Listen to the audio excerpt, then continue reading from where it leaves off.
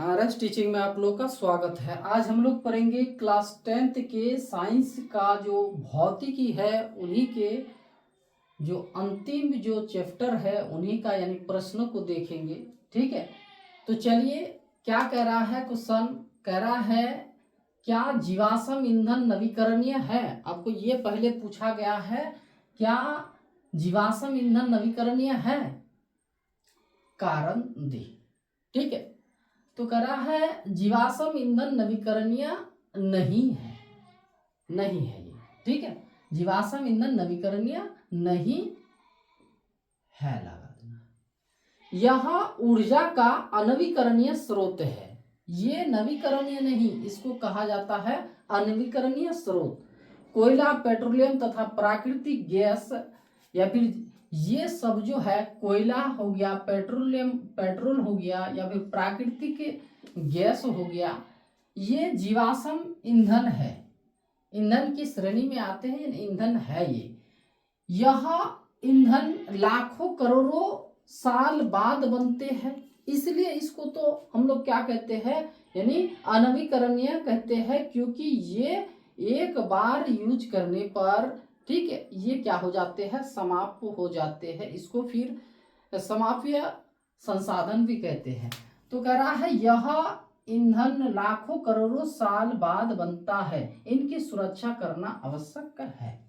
ठीक है, ये इसका कारण हो गया क्या, जो यह अनवीकरणीय स्रोत के अंतर्गत आते हैं, क्योंकि ये एक समाप्य संसाधन है, ये एक ना एक दिन समाप्त हो जाएगा, जिस तरह से हम लोग इसका यानी उपयोग करते हैं। ठीक है, चलिए इसकी सुरक्षा करना हमारा क्या है, आवश्यक है, हमें इनका सुरक्षा करना चाहिए।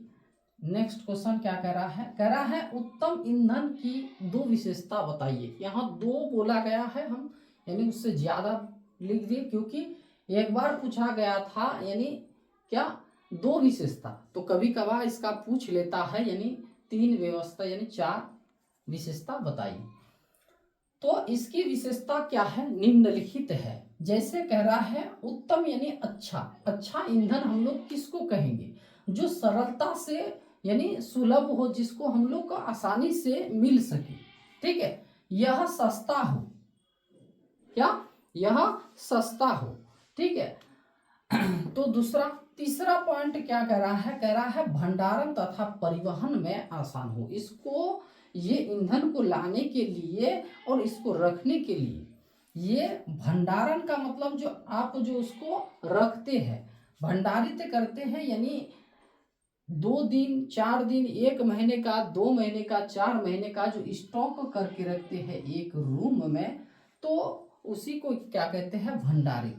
परिवहन, इसको लाने में यानी असुविधा ना हो, ये सुविधा हो। ठीक है, मैं आसान हूँ, तो ऐसे ईंधन को ही यानी हम लोग क्या कहेंगे, अच्छे ईंधन कहेंगे।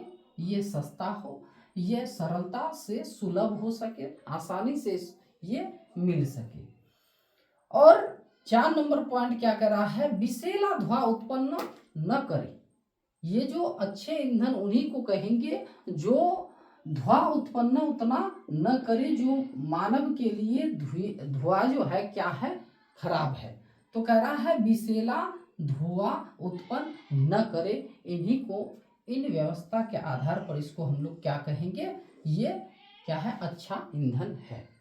चलिए नेक्स्ट क्वेश्चन क्या कह रहा है, सौर ऊर्जा की विशेषता क्या है, इसकी विशेषता को लिखिए। तो सौर ऊर्जा की विशेषता जो है, इसका भी क्या है, निम्नलिखित है, बहुत सारे इसका विशेषता निम्नलिखित है। जैसे कह रहा है 1 नंबर पॉइंट, यह ऊर्जा प्रदूषण मुक्त होता है।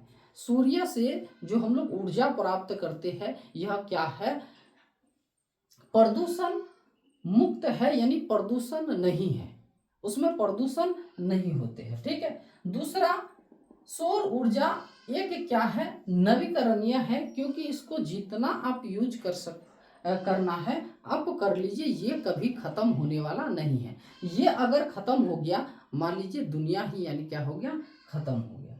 ठीक है, चलिए तीसरा पॉइंट क्या कह रहा है, सौर ऊर्जा यानी असमाप्य है, असमाप्य यानी ये कभी खत्म होने वाले नहीं है, समाप्त होने वाला नहीं है। इन तीनों प्रश्न को आपको लिख लेना है, क्योंकि ये फिजिक्स का जो अंतिम जो चैप्टर है उन्हीं से लिया गया है, ठीक है। और ये तीनों प्रश्न जो है पूछा हुआ प्रश्न है, ठीक है। तो चलिए फिर मिलते हैं अगला वीडियो के साथ।